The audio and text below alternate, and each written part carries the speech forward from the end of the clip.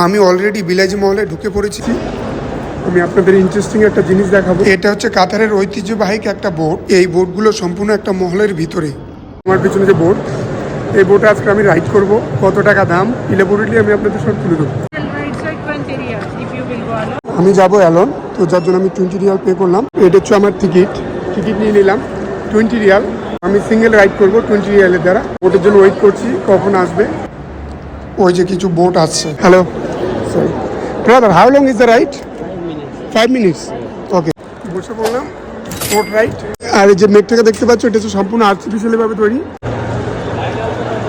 Very nice. Wow. 2001 সালে কাতার সরকার copy করেছেন Italy Venice শহরের বোটগুলোকে। এই বোটের ডিজাইনগুলো ভ্যানিস শহর থেকে নেওয়া।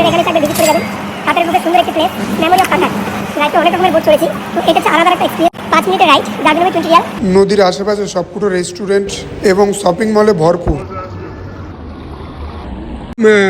जो कैप्टन होता है वो क्या नेपाली का ना हर कंट्री का होता है?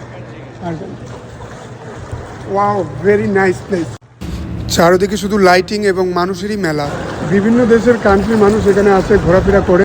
এখান থেকে ইউটার্ন করে দেন আমরা চলে যাব আমাদের গেস্ট। এমন দৃশ্য দেখলে একটা কথাই মনে পড়ে, কোথায় আমার হারিয়ে যেতে নেই মনে।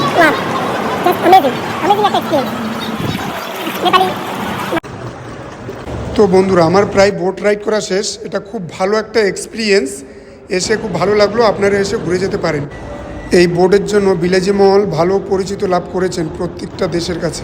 সবাইকে আমি একটা মেসেজ দিতে চাই, এই মলটাতে এসে একবার ঘুরে যান, লাইফটাকে উপভোগ করুন।